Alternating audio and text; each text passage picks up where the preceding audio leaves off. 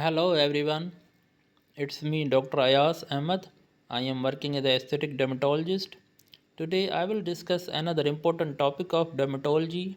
The name of topic is Staphylococcal scaleded skin syndrome. Hopefully you will learn and subscribe my YouTube channel.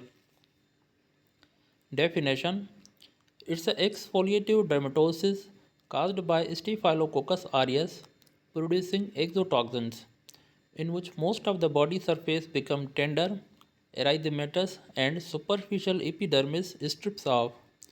This syndrome was first described in children. It is also known as writer's disease.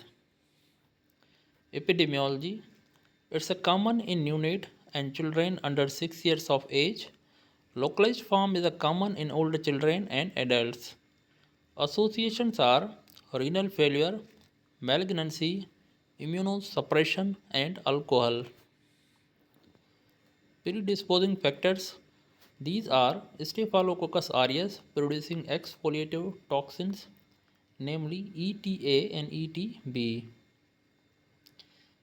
Exotoxin A targets desmogallin 1, resulting in separation of keratinocytes just beneath the granular layer in epidermis.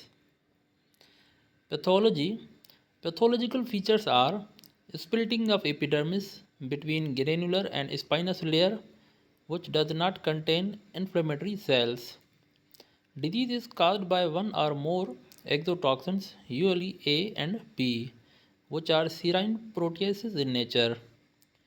Exotoxin A most frequently associated with bullous impetigo, while exotoxin B is associated with 4S syndrome.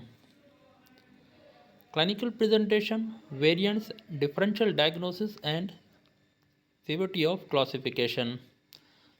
Clinical presentation are local skin infection initially, followed by fever, irritability, skin tenderness, and widespread skin eruption, which is usually accentuated in flexural area and progress to blister formation.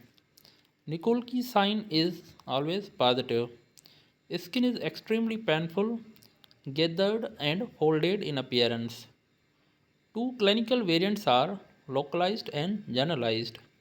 Differential diagnoses include toxic epidermal necrolysis.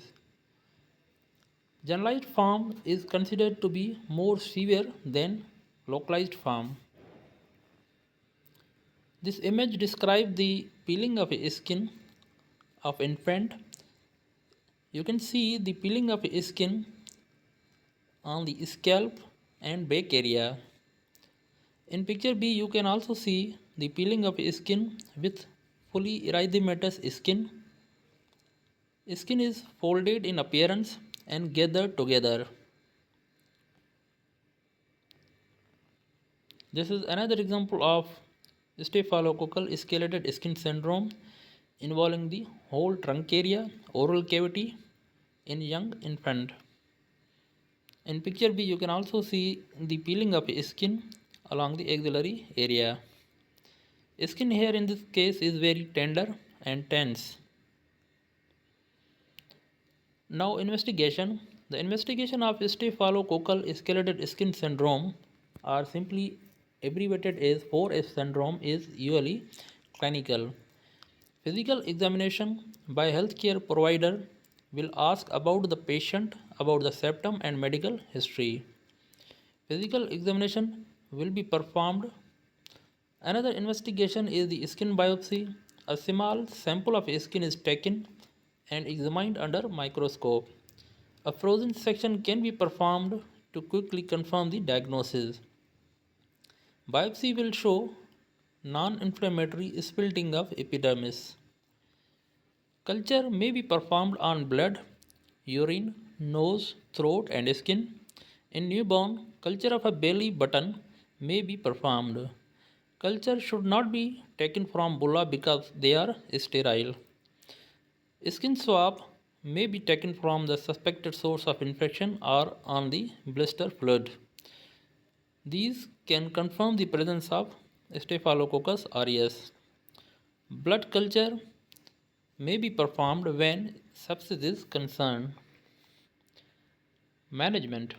First line management are fluoxetine, clindamycin, temocillin, and tigecycline, daptomycin. These are the first line management options.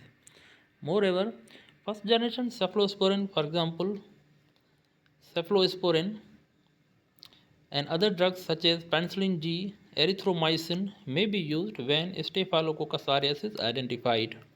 Clindamycin may be given orally and parentally alone or in combination with rifampicin or tetracycline or parental vancomycin or tobramycin if MRSA strain is suspected. Early treatment recover children within 7 days with 4% mortality. Mortality is usually higher in adult, that is about 60%. Thank you very much. Stay connected and subscribe my YouTube channel.